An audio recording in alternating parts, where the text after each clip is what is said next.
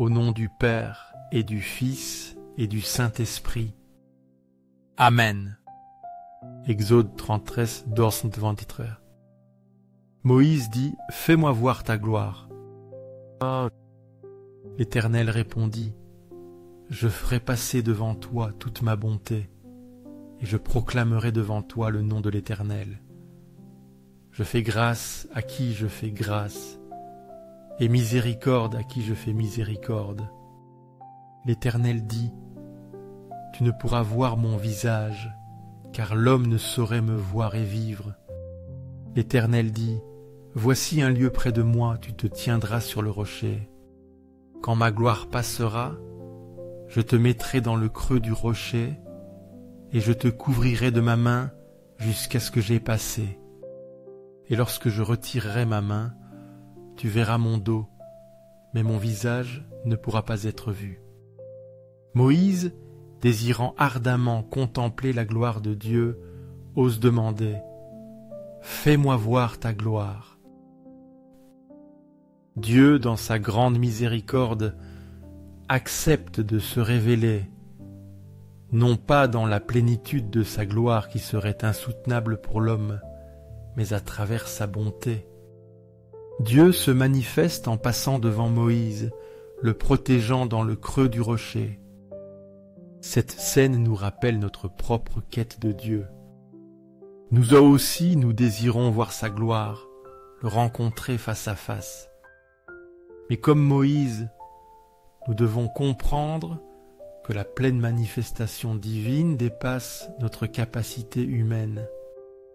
Cependant, Dieu, dans son amour, se révèle à nous de manière accessible, dans sa bonté et sa miséricorde, à travers l'Eucharistie, présence réelle du Christ.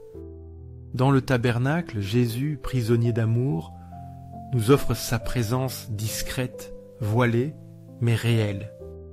Demandons au Seigneur d'augmenter notre foi pour reconnaître sa gloire cachée dans l'humilité du pain consacré, pour le rencontrer dans notre quotidien et témoigner de sa bonté au monde. Seigneur du tabernacle, fais que je t'aime chaque jour davantage, que mon amour pour toi croisse et se fortifie avec chaque Eucharistie, avec chaque rencontre avec toi dans la prière, dans l'adoration, dans la réflexion sur ta parole. Que ma vie soit un témoignage de ton amour, un reflet de ta bonté et de ta présence en ce monde. Psaume 63, ok. Ô Dieu, tu es mon Dieu, je te cherche. Mon âme a soif de toi, mon corps soupire après toi. Dans une terre aride, desséchée, sans eau. Ainsi je te contemple dans le sanctuaire, pour voir ta puissance et ta gloire. Car ta bonté vaut mieux que la vie. Mes lèvres célébreront tes louanges. Je te bénirai donc pendant ma vie. J'élèverai mes mains en ton nom. Mon âme sera rassasiée comme de mets gras et succulents. Et, avec des cris de joie sur les lèvres, ma bouche te louera. Lorsque je pense à toi sur ma couche, que je médite sur toi pendant les veilles de la nuit, car tu es mon secours, et je suis dans l'allégresse à l'ombre de tes ailes. Ô Dieu, tu es mon Dieu, je te cherche. Ces paroles du psalmiste David expriment une soif intense de Dieu, une quête ardente de sa présence. Dans le désert, lieu de sécheresse et d'aridité, l'âme de David soupire après Dieu comme une terre assoiffée après l'eau. Cette soif spirituelle était le moteur de notre foi. Elle nous pousse à chercher Dieu, à le désirer plus que tout. Le psalmiste trouve sa satisfaction dans le sanctuaire, contemplant la puissance et la gloire de Dieu. Pour nous, le sanctuaire, c'est aussi le tabernacle, lieu de la présence eucharistique.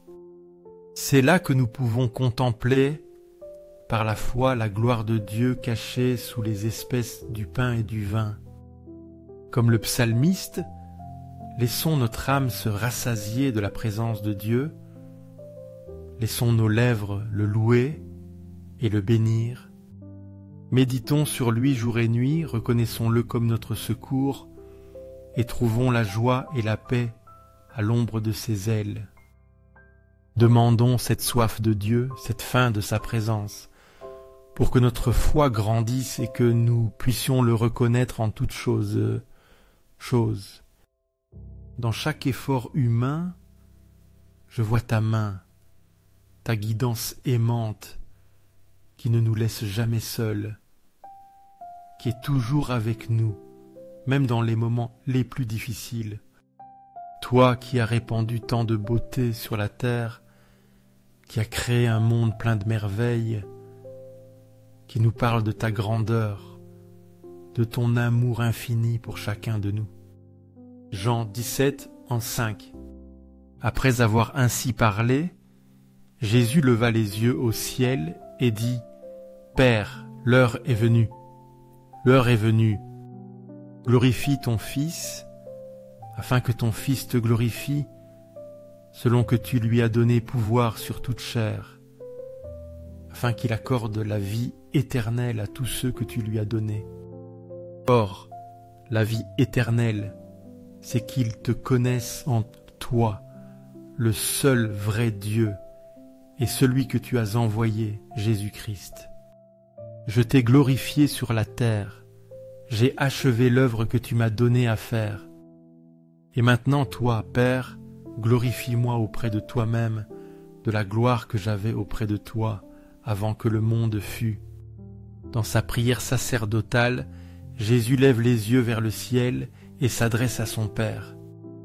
Père, l'heure est venue, l'est venu. Glorifie ton Fils, afin que ton Fils te glorifie. Jésus parle de l'heure de sa passion, de son sacrifice suprême.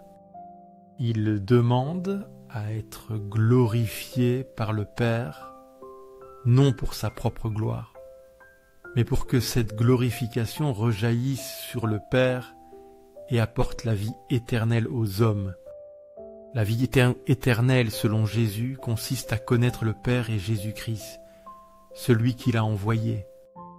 Jésus a glorifié le Père sur la terre en accomplissant l'œuvre qu'il lui avait confiée. Maintenant, il demande à être glorifié auprès du Père avec la gloire qu'il avait avant la création du monde. Cette prière de Jésus nous révèle son amour filial et son désir ardent de glorifier le Père et de nous donner la vie éternelle. En adorant Jésus dans le très saint sacrement, nous nous unissons à sa prière, nous reconnaissons sa gloire divine et nous ouvrons notre cœur à la vie éternelle qu'il nous offre. Que notre adoration soit une réponse à l'amour de Jésus et une glorification du Père. Bien que ces belles choses ne soient qu'un pâle reflet de toi, car tu es la beauté incomparable, je te reconnais dans la création, dans la nature, dans chaque visage humain. Mais au-delà de tout cela, je te reconnais dans le très saint sacrement où tu t'es caché, où tu as voilé ta gloire sous les apparences du pain consacré. Philippiens 3, 7, 3, 30. Mais ces choses qui étaient pour moi des gains, je les ai